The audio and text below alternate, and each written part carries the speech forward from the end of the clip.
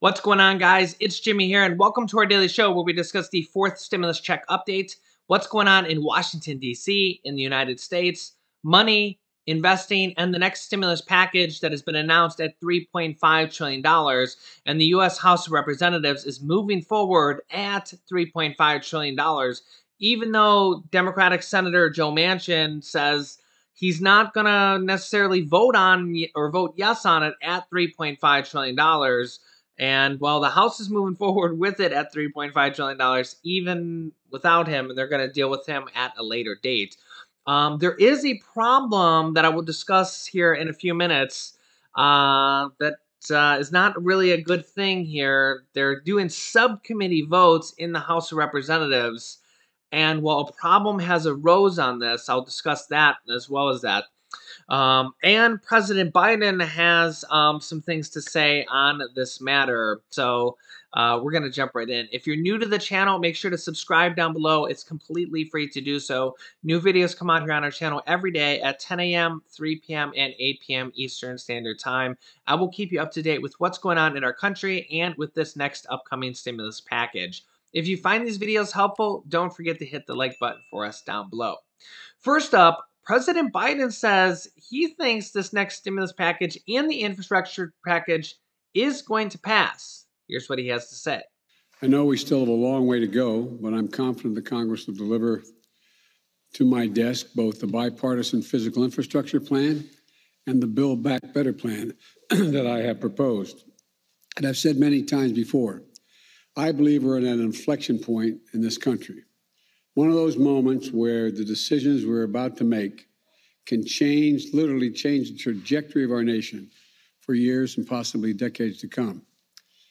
Each inflection point in this nation's history represents a fundamental choice. I believe that America at this moment is facing such a choice. And the choice is this: are we going to continue with an economy where the overwhelming share of the benefits go to big corporations and the very wealthy? Or are we going to take this moment right now to set this country on a new path, one that invests in this nation, creates real sustained economic growth, and that benefits everyone, including working people and middle-class folks? That's something we haven't realized in this country for decades. The data is absolutely clear. Over the past 40 years, the wealthy have gotten wealthier, and too many corporations have lost their sense of responsibility to their workers, their communities, and the country. Just look at the facts. CEOs used to make about 20 times the average worker in the company that they ran. Today, they make more than 350 times what the average worker in their corporation makes. Since the pandemic began, billionaires have seen their wealth go up by $1.8 trillion. That is, everyone was a billionaire before the pandemic began. The total accumulated wealth beyond the billions they already had has gone up by $1.8 trillion. Simply not fair. Yeah, so President Biden has been trying to turn up the pressure on Democrats. He met with Senator Joe Manchin and Kyrsten Sinema yesterday in closed-doors meetings separately with both of the senators yesterday to try to convince them to go along with the $3.5 trillion price tag. The president is going after the top 1% in defending these top tax hikes. Here's what he has to say. He says, "Let me ask you this. Where is it written in that all the tax breaks in the American tax code go to corporations and the very top? I think it's enough. I'm tired of it," he said in remarks at the White House on the economy. The president reiterated his calls for big corporations on the wealthy to pay their fair share in taxes, saying it's long overdue. He says, quote, "I'm not out to punish anyone. I'm a capitalist. If you can make $1 million or $1 billion, that's great. God bless you. All I'm asking for is you to pay your fair share, just like the middle class folks do." He says, how is it possible that the wealthiest billionaires in the country can entirely escape paying income taxes on what they make? For a long time, this economy has worked great for those at the very top. Ordinary, hardworking Americans, the people who built this country, have been basically cut out of the deal. He says they play by a different set of rules. They're often not employees themselves, so the IRS can't see what they make, and they can't tell what they're cheating. That's how many of the top 1% pay virtually nothing. It's not an even playing field. My plan would help solve that. President Biden had a meeting yesterday with Senate Majority Leader Chuck Schumer and Nancy Pelosi over the $3.5 trillion stimulus package, also over raising the debt limit ceiling and over the government shutdown. At the end of the month, this month, they have to come to an agreement to fund the government, either to fund the government completely or a continuing resolution, a stopgap resolution to fund the government temporarily, or else we will see a government shutdown. The government shutdown and raising the debt limit ceiling are two separate resolutions that they will have to do. They will probably have to do these with the Republicans. They could do these with the $3.5 trillion stimulus package, although House Speaker Nancy Pelosi has said they won't raise the debt limit ceiling on their own. Republicans have said they want to force the Democrats to raise the debt limit ceiling on their own through the stimulus package, through the reconciliation process. And that Mitch McConnell says this would force the Democrats to own all the debt for the entire country and to force the Democrats to own this. And 100 House Republicans and 46 senators out of 50 from the Republican side have promised not to vote to raise the debt ceiling as a partisan battle looms, even though they raised the debt ceiling 3 times in 4 years underneath former President Donald Trump's presidency. And if they don't raise the debt ceiling, the U.S. government will default. That's correct. Treasury Secretary Janet Yellen warns that the U.S. is on track to default in October.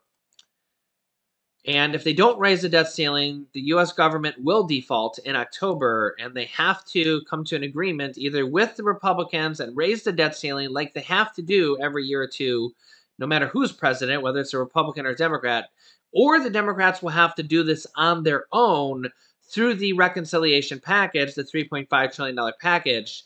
But the Democrats have to come to an agreement among themselves to even do that.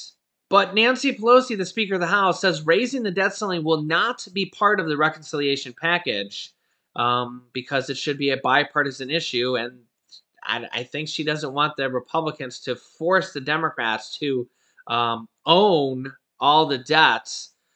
She doesn't want the Democrats to, I guess, be forced to own the entire debt for the whole country.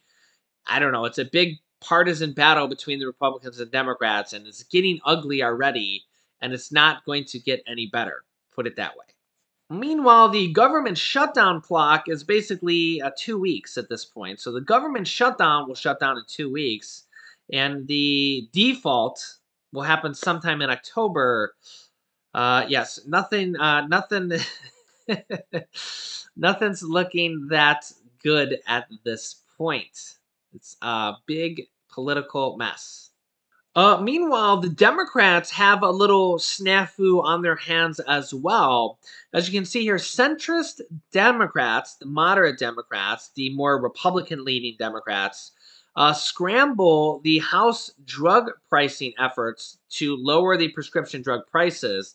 The moderate Democrats could complicate the Democrats' push to reform a slew of federal health programs as part of the $3.5 trillion package. Check this out.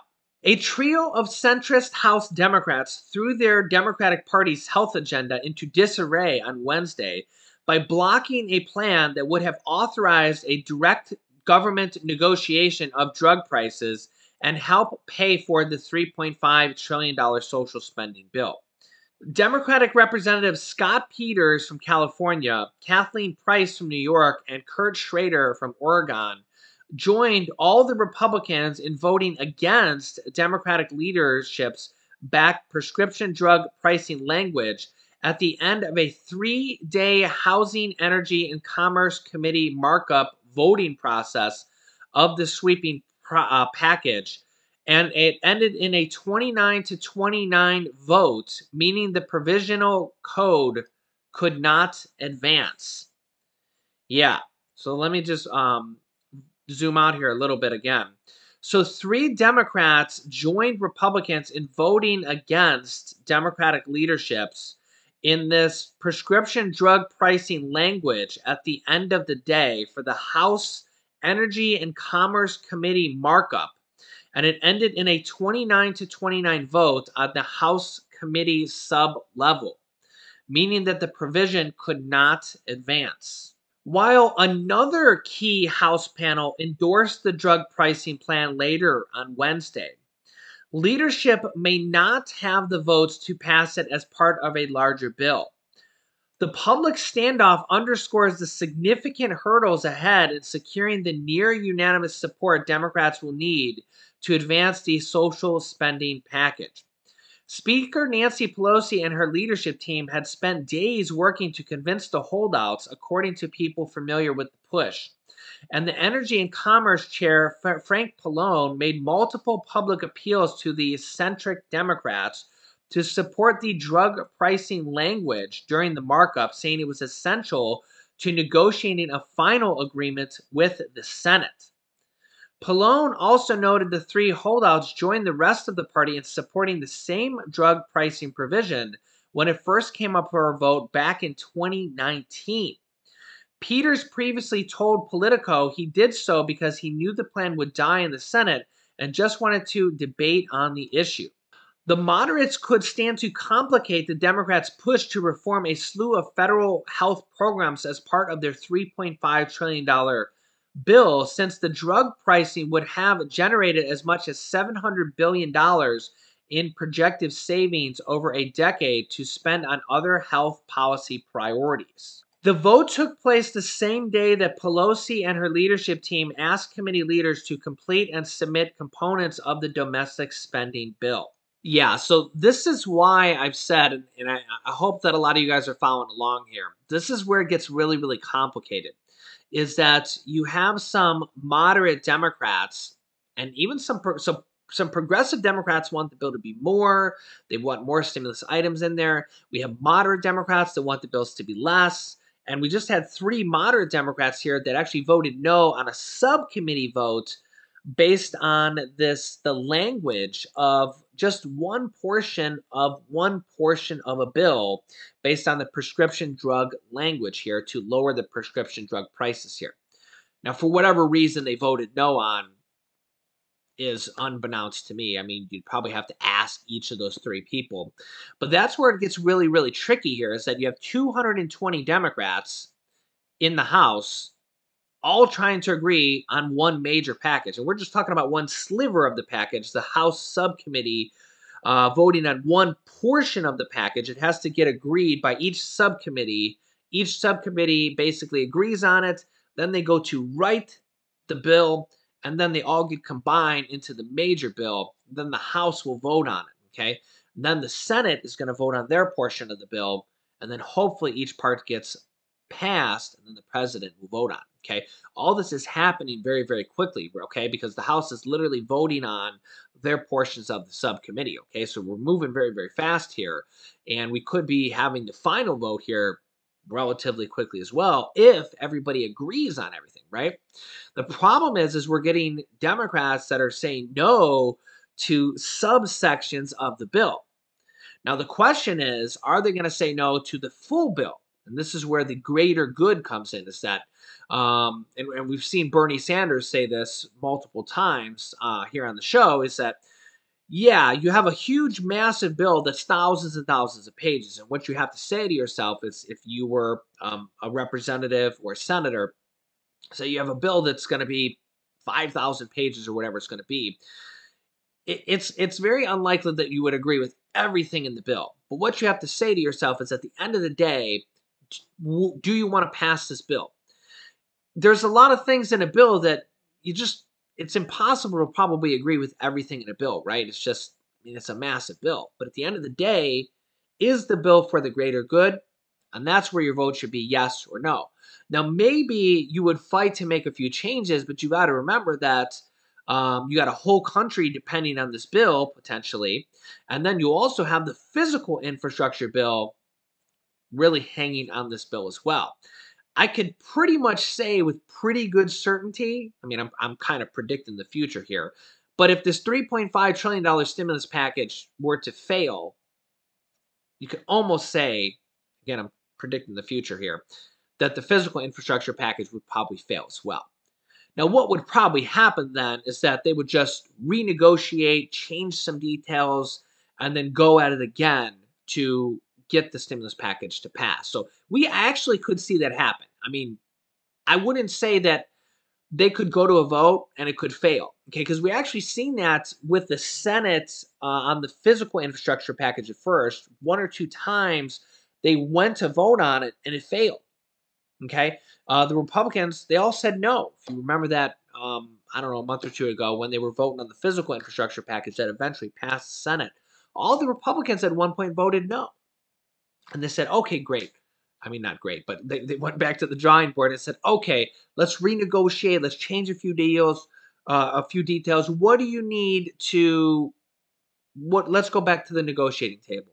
And they negotiated, they changed some details, and they went back. So, Republicans were here and Democrats were there. And that's when, they were negotiating between Republicans and Democrats, right? So they needed to bridge the gap, and eventually they got the physical infrastructure deal passed in the Senate. Okay. Now remember that physical infrastructure bill that's going to provide billions and billions of dollars and ultimately probably millions of jobs for the entire country. Physical infrastructure, water, sewage, sewers, roads, bridges, physical infrastructure. That bill's going to probably come after the stimulus package. There's a time limit on it, okay, because Nancy Pelosi in the House had to make an agreement to do this stimulus package first, but they have a time limit on. That's why they're kind of really trying to hurry this up in the House to try to get it passed here. I think it's September 27th. I'd have to look up that detail again, something like that. But they're really trying to get this stimulus package passed in the House before that time limit because she had to agree with her moderate House Democrats because they wanted to vote on the physical infrastructure package first.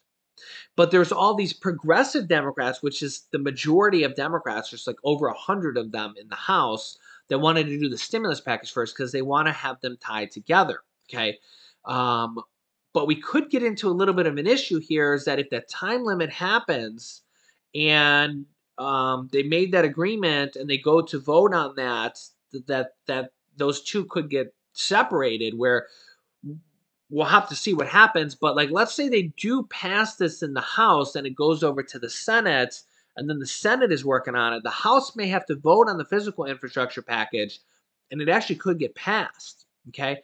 And then it could be passed in the House and Senate while the Senate is still working on the physical infrastructure package. So you might lose that little bit of an insurance policy, which could be pretty big news while the Senate is working on the stimulus package. But nonetheless, they're moving really, really quickly in the House on this $3.5 trillion package, and they are currently keeping it at $3.5 trillion, which is obviously the largest amount that it's going to be. And it does currently have the Medicare included in there, but the problem is that we have some Democrats not really sure about the prescription drug pricing language. So when it ultimately goes to the final vote, when they put the bills together, we'll have to see. Remember, we had another Democrat vote no on the subcommittee level yesterday for the House Ways and Means Committee. So when it ultimately goes to the final, and the other thing I have to really say here is that the details are really changing by the hour almost, because as they're kind of writing the bills on the subcommittee level, which basically means different sections of the bill are kind of getting negotiated as we're speaking and being put together, and details are changing, and then they're going to put the bills together. And remember that in the second stimulus check package bill, they put the stimulus check in there after they wrote the bill because they demanded the stimulus check be added in there after they wrote the bill. And then in the third stimulus check package, they added in stimulus items like the $10,200 unemployment provision after the House even pass the bill. So not only did they write the bill, but the House passed it, and then the Senate added that in as part of a last-minute negotiation. And they had to modify the bill significantly. They had to remove the $15 an hour minimum wage, and they lowered the income threshold for the third stimulus check in there. So honestly, even after they write the bill, there's probably going to be a lot of details changing because of the negotiations, because the negotiations are really the most important part, because you're going to get people demanding that this be added or that be added, and who knows what's going to be added. Hopefully, we get some people saying we want a fourth stimulus check to be added in there in addition to these other stimulus items in there, the Medicare benefits, the hearing, dental, vision, and hearing aids, the child checks that are in there, the monthly checks for children, $250 to $300 checks that are in there right now for 65 million children that are for every single month. Remember, those go away at the end of this year, as well as the extra stimulus programs that are going to be in there that we really don't even know all the details about: utility assistance, rent assistance, mortgage assistance, the potential $1,000 Medicare voucher for seniors. Who even really knows all the different things that are going to be in there when all is said and done? So once they, and lower taxes they're talking about for people making less than $200,000. Who even knows what that's going to be when all is said and done? There's really, if the package is going to be 5,000 pages probably. So there's probably going to be so many details to dive through when all is said and done. But it's almost too early to even dive through details because they haven't even released them. And when they do release them, they're going to be changing by the day, by the hour. So, yeah, it's going to be kind of crazy. But as we get more details, we'll be diving through them here. So remember, don't miss any episodes at this point. Make sure to subscribe to the channel. It's completely free to do so. New videos come out here on our channel every day at 10 a.m., 3 p.m., and 8 p.m. Eastern Standard Time. After subscribing, down below, click the bell icon that appears next to the subscribe button to get notifications when we go live with new videos. You can click here to watch my newest stimulus check video next. And this video is how there's a petition to add a $1,400 stimulus check into this next stimulus package. So click on one of those videos next. Thanks, guys, and I will see you in the next video.